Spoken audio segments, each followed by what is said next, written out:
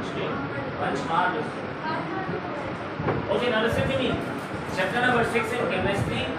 That is again the part of the environmental chemistry. Chapter number 5 में हमने पढ़ा था एनवायरमेंटल केमिस्ट्री 1, जिसमें we studied about the global warming and pollution and all those, and now we are going to study about the water. Okay बच्चों, in this chapter we are going to study about the water. हम इसकी properties पढ़ेंगे, इसकी production पढ़ेंगे और अच्छी इधर देखें। एक साइंटिस्ट था, his name was Cavendish. Okay, Cavendish ने बस एक सिंपल सी गैस को प्रोड्यूस कर दिया था बस, ठीक है। केवेंडिश ने बस गैस को प्रोड्यूस किया था, कोई नाम और कुछ भी नहीं था। देन एक और साइंटिस्ट आया था, लेवोइजर। इस लेवोइजर ने क्या किया, जब उस गैस को हाइड्रोजन बेसिकली पानी के साथ रिएक्शन किया, पानी नहीं ऑक्सीजन के साथ, एटमॉस्फेरिक ऑक्सीजन के साथ जब उसको रिएक्ट करवाया तो ही फाउंड दी वाटर। तो तभी जो हाइड्रोजन है उसको हम कहते हैं कि भाई it is the combination of two words, one is hydro and next one is gen. So hydro का मकसद होता है वाटर एंड जेनर का मकसद होता है प्रोड्यूसर। सो ये जो हाइड्रोजन होती है इसकी मदद से हमें पानी मिला था, वाटर। वाटर की अगर हम कंपोजिशन को देखेंगे दैट इज वेरी सिंपल। भाई हमने पहले भी पढ़ा हुआ है कि हाइड्रोजन और ऑक्सीजन आपस में बस रिएक्शन करते हैं and results in the formation of the water. लेकिन जब हम वाटर को पढ़ते हैं वी कैन सी जो ऑक्सीजन होता है वो क्या होता है, हाईली इलेक्ट्रोनेगेटिव होता है as compare to the hydrogen. अब जब भी आपस में रिएक्शन करते हैं तो बाहर तो कोवेलेंट बॉन्ड बनेगा, लेकिन ये जो कोवेलेंट बॉन्ड होता है ये होता है पोलर कोवेलेंट बॉन्ड, क्योंकि जब भी जो हाई इलेक्ट्रोनेगेटिव एलिमेंट्स या आइटम्स होते हैं अगर वो रिएक्शन करते हैं लो इलेक्ट्रिक वालों के साथ तो फिर जो रिजल्ट होता है उसमें क्या होता है, पार्शियल चार्जेस आ जाते हैं। ये पढ़े हो ना 9th में, मैंने पढ़ाया था। इधर देखें, अगर suppose this is our hydrogen और ये इसका nucleus which is in the center, और लेट्स सपोज कि दिस इज आवर ऑक्सीजन और इसका भी जो न्यूक्लियस है that is in the center. इसके पास सिर्फ एक इलेक्ट्रॉन होता है और इसके पास 6 इलेक्ट्रॉन्स होते हैं। अब अगर ये आपस में रिएक्शन करेंगे तो क्या होगा, जो ये हाइड्रोजन है ये इसके साथ शेयरिंग करता है 1 इलेक्ट्रॉन। अब होगी तो शेयरिंग, लेकिन इसके पास कोई भी इलेक्ट्रॉन अब नहीं बचेगा। अब इलेक्ट्रॉन ना होने की वजह से क्या होगा, जो इसका न्यूक्लियस होता है जो कि हमेशा पॉजिटिवली चार्ज होता है, अब ये पॉजिटिव हो गया, जितने भी इलेक्ट्रॉन है वो इधर चले गए। अब ये जो इलेक्ट्रॉन हो गया ऑक्सीजन वाली, ये इसके पॉजिटिव न्यूक्लियस को क्या करते हैं, अट्रैक्ट करते हैं अपनी तरफ। अब जो न्यूक्लियस अपनी जगह से शिफ्ट हो जाता है towards the more electronegative element, तभी जो हाइड्रोजन और ऑक्सीजन होते हैं इनके ऊपर आ जाती है पार्शियल चार्जेस। सही है, तो इन पार्शियल चार्जेस की वजह से इनके जो बॉन्ड होता है उसको कहते हैं कि हमारा होता है पोलर कोवेलेंट बॉन्ड। आई बात समझ में? तो फिलहाल हमने हाइड्रोजन और ऑक्सीजन की मिक्सिंग करके वाटर की कंपोजिशन देखी। फिलहाल हम इधर आते हैं। वी नो कि जो हमारी जमीन है यानी कि अर्थ है that is mainly composed of the water. सही है, वाटर की मेनली कैसे कि जो 70% ऑफ अर्थ है, 70% ऑफ अर्थ को हमारी है वाटर और सिर्फ 30% किसमें आ जाता है, लैंड में। अब उस लैंड में फिर हमारे माउंटेन्स भी आ जाते हैं और फॉरेस्ट आ जाते हैं, सब के सब सिर्फ 30% होते हैं। फिर अब ये जो 70% वाटर होता है इसमें तकरीबन 97% होता है सी वाटर। अब जो सी वाटर हो गया वो क्या हो गया, हमारा साल्टिश हो गया, तो हम इसको कहते हैं कि इट इज नहीं, ये होता है हार्ड वाटर। ठीक है, इसको हम यूज नहीं कर सकते। बाकी सिर्फ 3% ऑफ द वाटर बचा, it is basically fresh water. और ये फ्रेश होता है और इसको हम क्या कहते हैं, ये हमारा होता है सॉफ्ट, और इसको हम पीने के लिए या फिर क्रॉप्स के लिए हम यूज कर सकते हैं। लेकिन according to the scientific study उस 3% वाटर में से भी सिर्फ 1% ऑफ द वाटर जो है वो हम यूज करते हैं बस। बाकी जो 2% ऑफ वाटर है वहाँ तक हम पहुँच ही नहीं पाते। यहाँ तो वो समुद्रों के बीच में होता है या फिर फॉरेस्ट के बीच में होता है, we do not exist। तो सिर्फ 1% of the fresh water is available for us. इधर देखें, वाटर अब ये जो 1% यूज करते हैं, जितने भी हमारे लिविंग ऑर्गेनिजम्स हो गए, इधर दोज आर एनिमल्स और दोज आर प्लांट्स, इन सब के सर्वाइवल के लिए पानी इज वेरी इंपॉर्टेंट। ठीक है, अगर हम पानी ज़्यादा यूज करते हैं, चाहे हमारे लिविंग ऑर्गेनिजम्स जो भी हो गए, तो सर्टेनली ये बहुत सारे डिजीज का इलाज होता है। इट मीन्स के एक नॉर्मल, वो हम कहते हैं ना, डॉक्टर्स कहते हैं कि भाई पर डे जो है वो 6 to 7 नहीं 14 ग्लासेस हमें पीने हैं, 14 ग्लासेस। हाँ सही है, यानी कि अराउंड कितना हो जाएगा ये 3 लीटर 3 लीटर होगा। 3 और 4 लीटर के दरमियान में हमें पानी नहीं पीना होता है। हाँ सर, पानी सर जरूर फ्रेश वाटर ही पीना सही है। तो दैट वाज समथिंग एल्स। तो ये हमने क्या पढ़ लिया, सिर्फ और सिर्फ वाटर का इंट्रोडक्शन। इधर देखें, वाटर जो प्योर वाटर होता है वो हमेशा क्या होगा, कलरलेस होगा, उसका कोई भी कलर नहीं होता, ऑर्डरलेस और टेस्ट करता है, कोई इसकी टेस्ट नहीं होती और कोई भी इसमें स्मेल नहीं होती है पानी में। पानी का जो फ्रीजिंग पॉइंट होता है 0 डिग्री सेंटीग्रेड सी लेवल पे। जाने के अगर टेम्परेचर 0 पे आ गया तो जो पानी के मॉलिक्यूल्स हैं दे स्टार्ट के, और जो इसका बॉइलिंग पॉइंट होता है पानी का वो कितना होता है 100 डिग्री सेंटीग्रेड। लेकिन ये बात याद कर लें कि जब भी 4 डिग्री सेंटीग्रेड पे पानी का टेम्परेचर आएगा तो जो पानी के मॉलिक्यूल्स होते हैं उनकी जो डेंसिटी है वो मैक्सिमम हो जाती है। यानी कि पानी के जो मॉलिक्यूल्स है जितना एक दूसरे के करीब आना चाहते हैं वो बिल्कुल आ जाते हैं अगर टेम्परेचर 4 डिग्री सेंटीग्रेड होता है तो रिमेंबर कि भाई 4 डिग्री सेंटीग्रेड पे पानी की जो डेंसिटी है दैट इज पीएच इसका होता है 7 और 7 होने की वजह से ये होता है हमेशा हमारा न्यूट्रल और यूनिवर्सल सॉल्वेंट होता है हमारा पानी। यूनिवर्सल सॉल्वेंट होगा लेकिन ये सिर्फ और सिर्फ डिसॉल्व किसको करता है, पोलर सॉल्यूट्स को ही बस। जाने के ये खुद जो इसका बॉन्ड है वो है polar in the nature. Polar मतलब के पॉजिटिव और नेगेटिव होता है। तभी ये जो सॉल्यूट होते हैं जैसे हमारे सॉल्ट हो गए, यानी कि जितने भी पोलर या फिर आयोनिक होंगे ये सिर्फ और सिर्फ उसको डिसॉल्व कर सकता है बस। सही है। अच्छा एक और बात, जो हमारा प्योर वाटर होता है, प्योर वाटर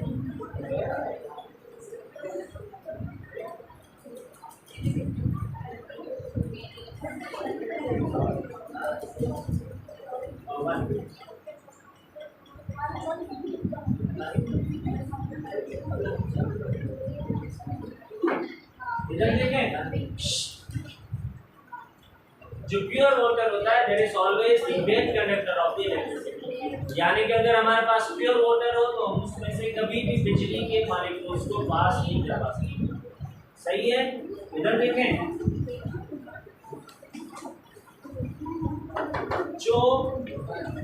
जो बॉन्ड्स होते हैं हाइड्रोजन और ऑक्सीजन के दरमियान में वो दो होते हैं। एक तो हो गए पोलर बॉन्ड्स, दूसरे वाले होते हैं हाइड्रोजन बॉन्ड।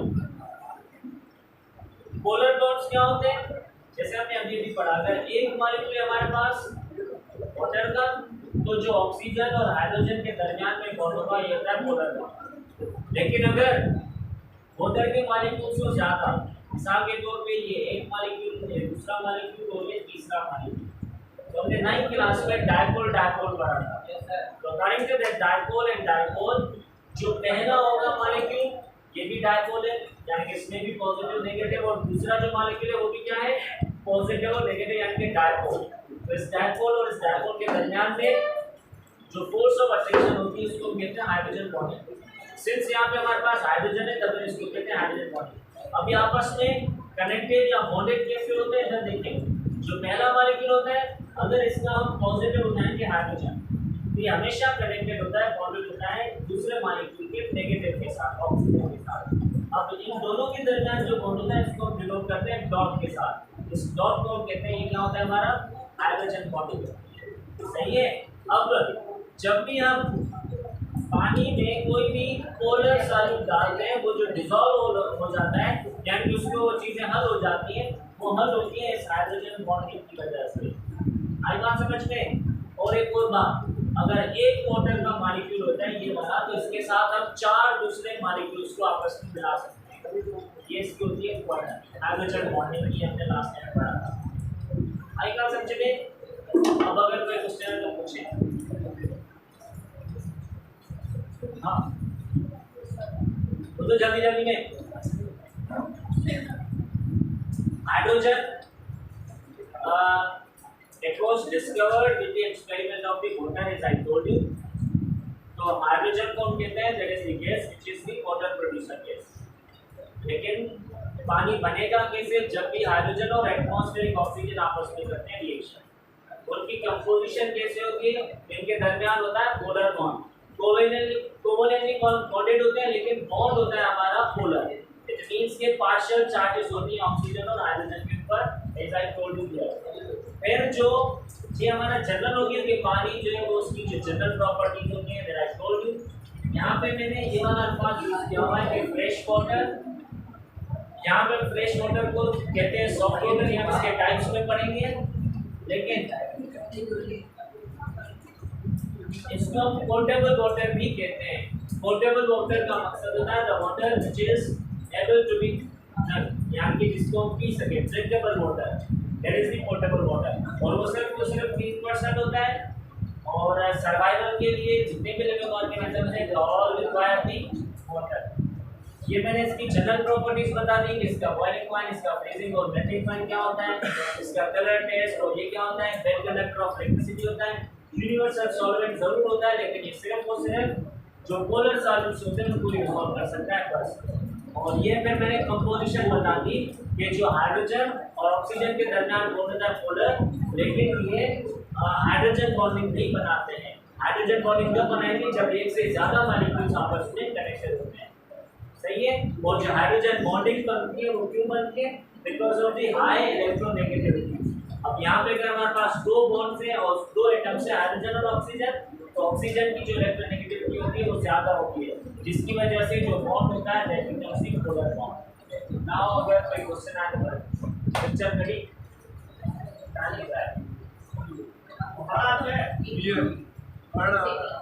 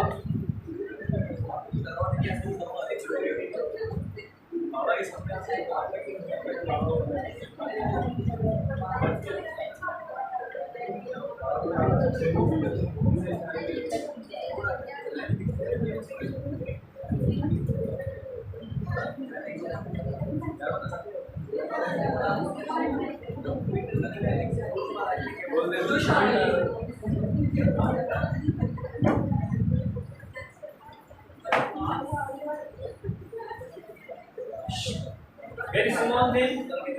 Okay, बोलो सर। अब हमारे पास टाइप्स ऑफ वाटर में हम दो पढ़ेंगे मेनली, एक होता है सॉफ्ट वाटर और दूसरा क्या होता है हार्ड वाटर। यहाँ पे सॉफ्ट और हार्ड का ये बिल्कुल भी मकसद नहीं होता कि वो पानी जो पी सके और वो पानी जो ना पी सके। पीना और ना पीना मुझे बताओ, there is something else. Soft का मकसद ये होता है हमें कैसे पता चलेगा कि पानी जो वो सॉफ्ट है? वेरी सिंपल है, पानी होता है और उसमें आप साबुन डाल दें या सरफ डाल दें, अगर वो लेदर प्रोड्यूस करे यानी कि झाग प्रोड्यूस करे तो हम कहते हैं that is the soft water. अगर वो लेदर प्रोड्यूस ना करे तो क्या होता है हमारा हार्ड वाटर होता है। जो हमारे घरों में जो पानी आता है अगर वो कड़वा होता है, खारा पानी होता है, आप वो उठाएं भले उसमें जितना भी सरफ डालेंगे, शैम्पू डालते हैं पानी से वो जल्दी नहीं होगा। सही है, हम कहते हैं शैम्पू चेंज करो खराब हो गया है। यहाँ पे क्या होता है छप्पर होता है अबाउट द वाटर। अगर वो हार्ड वाटर होता है तो क्या होता है वो कैन प्रोड्यूस द लेदर, और अगर वो सॉफ्ट होगा तो कैन प्रोड्यूस द लेदर। अब हम क्या दो, अब हम सॉफ्ट वाटर को दो आगे नहीं पढ़ेंगे लेकिन we will study the hard water. जो हार्ड वाटर होते हैं इसके में दो टाइप्स होते हैं हमारे पास, एक होती है टेम्परेरी हार्डनेस और दूसरी क्या होगी हमारी परमानेंट हार्डनेस। सही है, ये जो पानी हार्ड बनता है ना, हार्ड ये बनता है बिकॉज ऑफ दी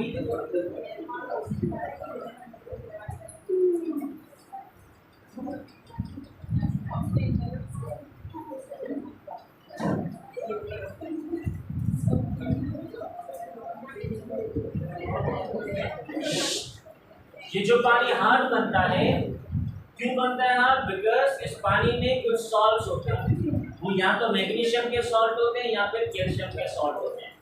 सही है, यानी कि मैग्नीशियम के सॉल्ट और कैल्शियम के सॉल्ट अगर पानी में आ जाते हैं तो पानी बिकम्स हार्ड वाटर। अब ये जो हार्डनेस होती है दो टाइप से होती है, एक होती है हमारी टेम्परेरी हार्डनेस और दूसरी क्या होती है परमानेंट हार्डनेस।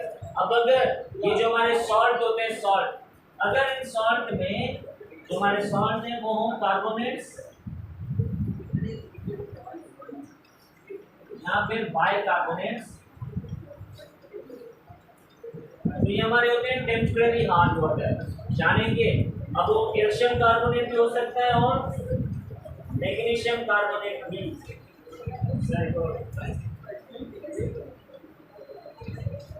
सही है,